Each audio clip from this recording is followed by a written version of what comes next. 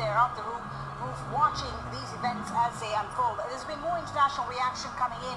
The State Department just a moment ago saying that it reiterates its call on all sides in Egypt to show restraint and avoid violence. That's the reaction of the U.S. State Department to these unfolding events in Egypt. A dramatic situation in the Egyptian capital today after what's been mostly a week of peaceful demonstrations. Let's speak to one of the demonstrators who right now is on the ground, I understand, in Tahrir Square. Her name is Hasiba.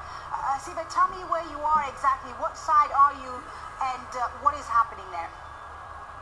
Well, actually, I'm speaking from London because my colleagues with whom I'm in touch are currently in Cairo, but also in Mahalla. Well, what they tell me is that there seems to be indication that the violence has been orchestrated by the authorities to stop the protest. The army and the security forces that are normally charged with policing and protecting demonstrators have not intervened to separate the protesters if this is genuine protest or to calm the situation. What my colleagues in Mahalla tell me is that eyewitness this morning have seen lorries carrying pro-government supporters, and we have similar testimonies in Cairo as well. That wouldn't be the first time that the Egyptian authorities use this kind of tactique to quell demonstrations, but if this is the case, that would be a very cynical and bloody way to quell the demonstrations. So Hasiba, what are your friends telling you then? Are they planning on staying in Tahrir Square despite these events there today? We've heard Mohammed al-Badja, the opposition leader, calling on the anti-government demonstrators to stay put until Friday. Are your friends going to be staying in Tahrir Square? Well, my friends some of them have been barred by the security forces from entering Tahrir Square earlier today.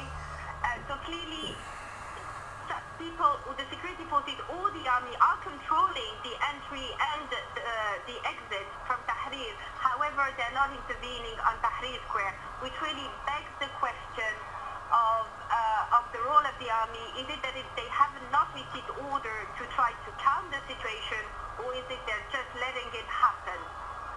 Okay, thank you very much, Hasiba, for speaking to us there. Again, you're in London and you are speaking to your friends in Tahrir Square, watching live pictures there overlooking the square. Live pictures, again, not the latest one, but live from the Egyptian capital. You see people standing on top of buildings there and hurling any objects they can find down onto the crowds below the buildings there.